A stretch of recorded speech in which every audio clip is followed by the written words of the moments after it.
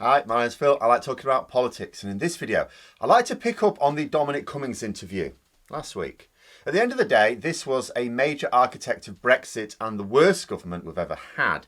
So it's always an interesting, not always as fruitful a topic of discussion as you may like, but it's always interesting. But on this occasion, he seemed to pull back slightly from the idea that Brexit is a great success. He even went so far as to say you could argue it was a mistake. But given that he didn't exactly drop revelationary bombshells all over the place, what was the purpose of the interview for Dominic Cummings? What purpose did it serve him? But first, if you'd like to be notified of daily news and politics, please subscribe to the channel and click the bell notification icon. So there's a couple of motivations I always think that Dominic Cummings has when it comes to revealing things about his time advising Boris Johnson.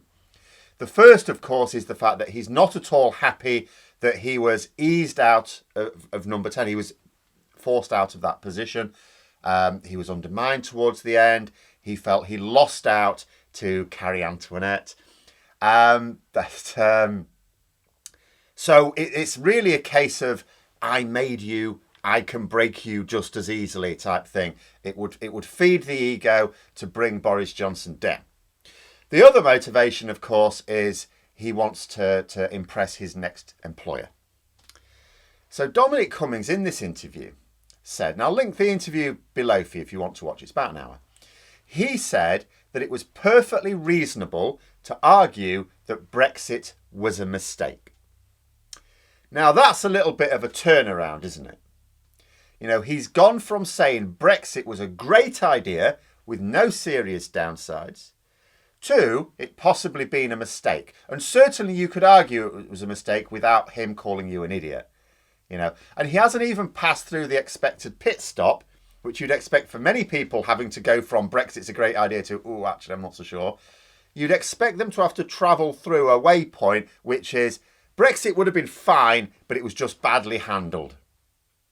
You know, because I guess that is one waypoint Cummings couldn't actually go through as he was the one handling it. He advised Johnson all the way up until the end of the transition period. So he was in place all the way up until Brexit itself began. Not easy for him to disown any aspect of Brexit that happened up to the beginning of this year. Now, don't get me wrong. He didn't go full on Brexit is a mistake mode. He just accepted that you could argue it was a mistake. He cushioned his ego quite a bit by saying that if you were sure either way, you had a screw loose. So actually, if you were sure it was a mistake, you're still just as loopy as someone who thinks it's brilliant. Of course, that means he's saying that anyone who fervently believes in Brexit is unhinged. So that's enough of a journey there. But this interview was a bit all over the place. Some people pointed out that he covered his mouth a lot in the interview. You know, a usual sign that someone is lying. Now, I don't think we need to study any body language to do that. He made statements in the interview that are verifiably false. And although there are some Brexiteers who seem to believe their own nonsense, I really don't think this applies to Dominic Cummings. I don't think he's a visionary genius. I do think he is aware enough to know the facts of the matter. So this was not Dominic Cummings coming clean just because the way the political wind was blowing, although I do have a bit of an inkling that might be part of it. You know, he is looking forward to when Boris Johnson is no longer in charge of the Conservative Party. He's looking forward to when there's a new leader and he wants back in. He wants that meal ticket. This is why during his interview with Parliamentary Select Committee, he lets Rishi Sunak and Michael Gove and Dominic Raab completely off the hook. Even going so far as to say, letting Michael Gove off the hook, well, procurement was not really the Cabinet Officer's job. And it's like, the Cabinet Office was very much at the heart of procurement. So we know he told lies in Parliament just to let those three off the hook, because he knows one of them will, if not all three, are going to be amongst the senior leadership of the party when Boris Johnson goes. And one of them is likely to be Prime Minister. And it's also, at some point, you would argue, Brexit is going to be deeply unpopular in the country. It's certainly going to become more unpopular. And he may be eyeing up the idea that the Conservatives will slowly shift their Brexit position, soften their Brexit position. And he wants to be in tune with that, slowly. He makes his money by giving the perception of being this all-seeing, all-knowing guru.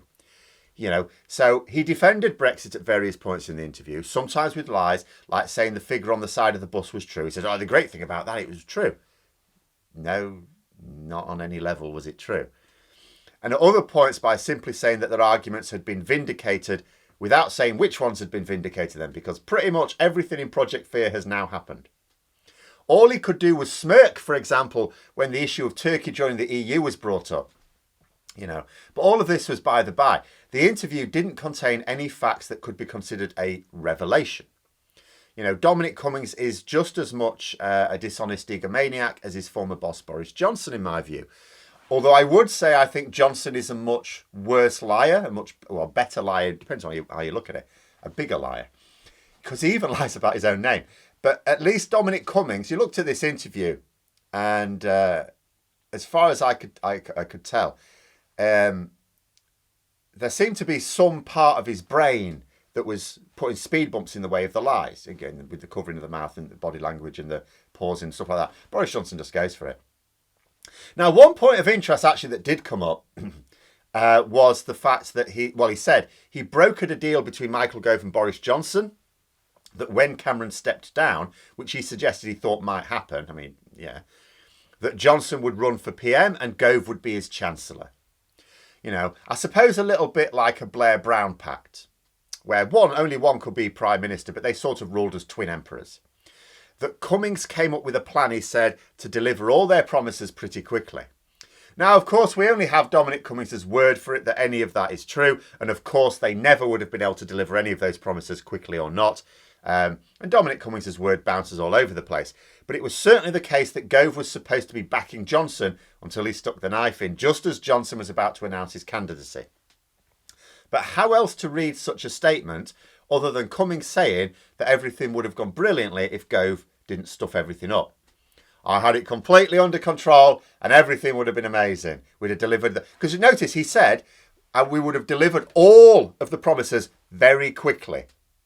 So how come a few years later, after more planning, you couldn't deliver any of the promises quickly or not? That's the thing. He's just saying, if this other sequence of events had occurred that was out of my control, it would have been fine. So maybe he has sort of gone through the pit stop of Brexit would have been fine if. It is the Brexit would be great if it was handled right defence, isn't it? Because Brexit has to go through a few phases for its proponents. Brexit is going to be brilliant. Then it happens. Brexit is brilliant, and anyone who says otherwise is just saw that they lost. Ignore those reports. It's all nonsense. It's all blown out of proportion. It's to do with the pandemic. Brexit's amazing. Then Brexit bites really hard to the point where you can't ignore it. Brexit's not as brilliant as I may have given the impression of, but that's because some fool messed their bit up, or because of the pandemic, or because of this or that. Then Brexit really starts to bite. And it could certainly be argued that Brexit is not going to plan, is what they may say next. Yeah, it's not quite how we expected. So the DUP in Northern Ireland have already got to that stage, because in Northern Ireland is always going to be the herald of Brexit everywhere. So they've already got to that stage. They haven't quite got to that stage in Britain yet, because the public aren't seeing the devastating effects as much as might otherwise be the case. Then, of course, you move on from then and Brexit is a complete disaster. At which point they then have to say, Brexit might have been a bit of a mistake, but we're stuck with it now. And then after that, the country will be awash with rats deserting the sinking ship as Brexit supporter after Brexit supporter denounces the whole thing as a colossal error of epic proportions. And it wouldn't have at all happened if I'd have been in charge at the time. But there you go. But it won't be Dominic Cummings who heralds each of these new phases. That will be down to the Tory media. Keep an eye on that. With Cummings, it's of more interest in the hope of something useful emerging. Because it's an odd thing. Whenever Dominic Cummings throws something out these days, we know he's doing it out of selfish reasons. He's not doing it to make amends because he's not providing enough evidence to do that. He's not being candid enough. He's not doing it because the truth is somehow useful to him now. He continues to lie. He said that the great thing about the £350 million a week, on the side of the bus was that it was true. But it wasn't. EU membership never, ever cost us that. Not that it would have mattered if it did, because we've now verified that would still represent a great deal for us. And, time has proven that. And we've only had like 7 months of it. He also denied that his campaign said that Turkey was joining the EU. But his poster said exactly that. Although we didn't say that. No, we didn't say that. His poster says that. Boris Johnson said that in a speech you wrote. Now, I can't speak for others. But when I read or listen to what Cummings is saying, I am doing it for one of two reasons. One, in case he says something that might actually be of use to bring this dangerous government down. It's now clear that he's not going to provide enough to do it on its own, but little tidbits, little things here or there just to trip the Conservatives up as part of the effort. And I don't care about his motivations. Does he have anything used to say? See, there's a lot of people, unfortunately, in the way politics works these days, and they see a person. I either agree with that person or I don't. If I agree with that person, I always believe them. If I don't, I never believe them. As far as I'm concerned, a person says or does a thing I approve of, and I approve of it. And I don't care who the person is. If a person does or says something I don't approve of, I say I don't approve of it. And it doesn't matter whether I am generally in support of that person or generally opposed to that person. It's like maybe it's the teacher in me with a kid when you've got what is a bad kid, but you're all over them with the praise when they do something well or even when they just don't do something badly. And you separate out the behaviours. You don't focus on the person, separate out the behaviours. And that's how I approach political figures on either side. But whatever comes out of Dominic Cummings needs some evidence because he is almost as dishonest as Johnson. And actually, perceptions matter in politics. As far as the public are concerned, he's more dishonest. They view him less highly than Johnson. But there you go. There we go. The second thing is that that you try and understand the mentality. I think. Let us face facts. To overturn Brexit, we have to overturn the perception in a lot of people that Brexit is either good or at least not so bad that we need to put effort to reverse it. Because that last one's important. There are not enough people now in favour of Brexit to stop its reversal if everyone else was against it. The problem is that not everyone else is against it. Like you look at polls and it's consistently this message. Increasing number of people regret Brexit. They regret the fact that we left the EU. But it's nowhere near that number of people think we should reverse it, because the distinction is that those who regret it would rather we remain as we are than go through more years of painful national division in order to rejoin. They hate that. They hate the national division. They feel that forging ahead with Brexit will get us to the other side of the tunnel more quickly. They know it's still divisive now. They just think it's a shorter route to healing. It's not. But part of overturning that notion is understanding the architects behind it all, understanding their mentality. But I'm not sure there was enough of that in the interview beyond Cummings' ego. I'll give you an example. So after the interview, someone was tweeting about it, Anne Applebaum, who's a journalist, and Cummings responded to her by attacking the media in general for banging on about Facebook and Russia when it came to the Brexit referendum.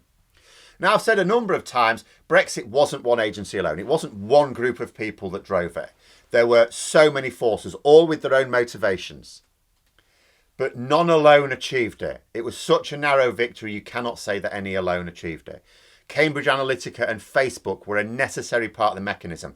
Without that, Brexit would never have been. Simple as that. Brexit would never have been.